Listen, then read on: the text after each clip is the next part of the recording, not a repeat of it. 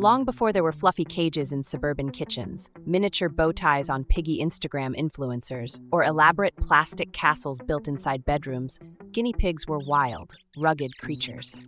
They roamed the Andes Mountains of South America, zipping between tufts of grass like tiny baked potatoes on wheels, squeaking only when it was absolutely necessary, such as when a leaf touched them unexpectedly. Our story begins here, with a particularly bold and baffling creature, Sir Nibbleston the Brave, a guinea pig of extraordinary vision and mildly poor depth perception. Nibbleston was unlike any other piggy. While others focused on the essentials, eating, pooping, and running away from things that may or may not be dangerous, Nibbleston had bigger dreams. He often gazed at the distant human villages with a curiosity rarely seen in a creature whose primary defense mechanism was freezing in place and screaming. "I will go to them," he declared one morning, while perched heroically on a rock barely an inch off the ground. "I will bridge the worlds of pig and person." His friends called him insane. His mother called him late for breakfast. But Nibbleston was undeterred. When Nibbleston bravely waddled into an Incan village, he had one goal in mind: to become the first guinea pig ambassador to humankind. Unfortunately, the humans had different plans. In the Andes, the native peoples, particularly the Inca and their ancestors, had already discovered guinea pigs. Not for cuddles, not for adorable TikToks. No, they had discovered that guinea pigs were delicious. Known as cuy, guinea pigs became a staple source of protein. They were small, easy to breed, required minimal food, and didn't complain when assigned side quests like, "Go sit in that stew pot." Inca priests even used guinea pigs in rituals, not just for food but for divination and healing. If your guinea pig ran in a circle during a ceremony, it meant the spirits were pleased. If it peed on your sandal, well, that was probably just a Tuesday. When Sir Nibbleston entered the village, the locals gathered. "Another fine kai," one shouted.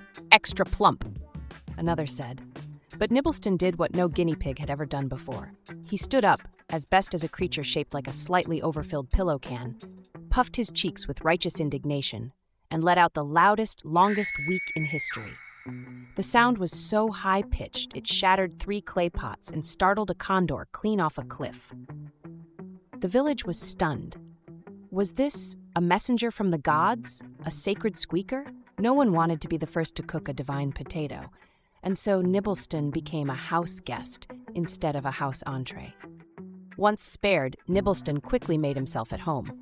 He began to model what we now call domesticated behavior, which included sitting on laps for no reason, running away when approached, but then returning for snacks, judging everyone silently from under a shelf. The villagers grew fond of him. The children fed him scraps.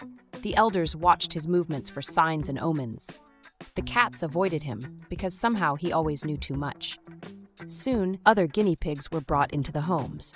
Not all were spared the stew pot, of course, but slowly, a bond began to grow between humans and their little weaky roommates. Meanwhile, Nibbleston continued his campaign of peace and passive-aggressive squeaking. Centuries passed, and the mighty Spanish Empire arrived in South America. Along with gold, silver, and a lot of unfortunate cultural misunderstandings, the Spaniards took one peculiar creature back to Europe: the guinea pig. Spanish sailors found them easy to transport. They didn't eat much, they didn't bark, and they didn't stage dramatic mutinies like the parrots. So across the ocean they went, tiny ambassadors in tiny wooden boxes, and thus began the Great Guinea Pig Migration. In Europe, the guinea pig became an object of fascination. Aristocrats were enchanted. Queen Elizabeth I herself is rumored to have owned guinea pigs, possibly naming them things like Sir Whiskerbottom of Weakshire. By the 18th century, guinea pigs were the hottest exotic pet a European noble could own. An alternative to owning a tiger, but one that didn't maul the guests. As guinea pigs spread across the world, so did a great cultural fork in the road. A question arose that would define their destiny. Should we eat them or pet them? In Peru, Bolivia, Ecuador, and parts of Colombia, cuy remains a traditional dish. It's often served roasted, sometimes even with a tiny festive hat. No, really. And is a centerpiece at festivals and family gatherings. To many, it is not strange. It is custom, with rich culinary and cultural heritage. Meanwhile, in North America, Europe, and parts of Asia, guinea pigs found their place not on plates, but in bedrooms, classrooms, and homes as lovable, quirky pets. Children adored their soft fur, their funny noises, and the way they always looked slightly alarmed by the mere concept of existence. This cultural divide continues to this day. In one country, a national dish; in another, a cherished companion. It's the only animal that might be offered a carrot in one house and a marinade in another. And Sir Nibbleston? His legacy is felt on both sides. Today, the descendants of Sir Nibbleston squeak across the globe. They live in apartments, barns, schools, palaces, and yes, still on farms where they're raised for food. Some wear bow ties, some wear seasoning, some live in luxury, some tragically still live in shoeboxes with no tunnels or friends, which Sir Nibbleston would have declared a crime against Snuggles. But no matter where they are, one thing is clear: the guinea pig is a creature of resilience, mystery, and high-pitched confusion.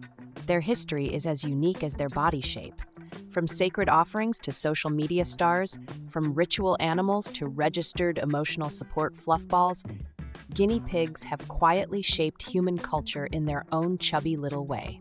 So next time your guinea pig squeaks dramatically when you're 30 seconds late with their salad, remember the story of Sir Nibbleston the Brave, the first pig to look a human in the eye and say, "I am not food, I'm destiny." The end.